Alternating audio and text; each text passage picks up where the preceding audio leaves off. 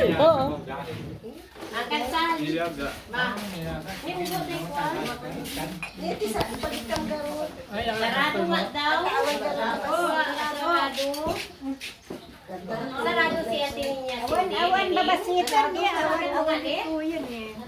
Ano daw ang ano? Bakit sarado? Sarado ni Cindy. Tinawagan siya. Dahil bilisan mo na bahay. Hello po. Saan? May apay mga basang? Saan? Opo. Ang baso to niya. Tata-tata. Ni ano na ugo, hanapay na nga.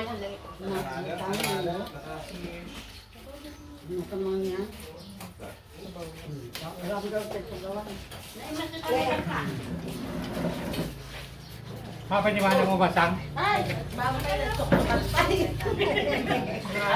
Apan jay kuwan. Apay papanaka. Tungat ay.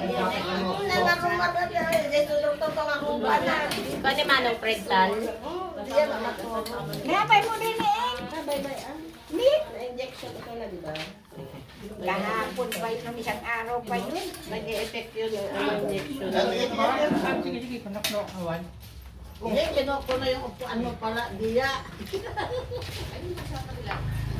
Hindi matawagan yung cellphone din ni Cindy. Saradong bahay ni tindahan nila. Baka na mali, ano sila, grocery. O naganda tayo bagas mo. Ang bayan pa na iyak. Ipa niya. Bulan pa tayo dati. Sana si Papa mo din, pagkain muna din siya. To! To! Mga kamay! Damdama ang kamanan buwan. Ang tapong nga kanta kayo kasal. Regular po, please. Yung mga nang kamangmangan. Kasi pwede ko na. Yate po, please. Swama, ate. Kasal, sino mag-kasal? Ay, Ang ano kayo po? din. Akala ka ulan. Ano yung kabila niyo? Ngayon, oo, ako na sa ano sa pamangkin. Taga saan? Sa luklo.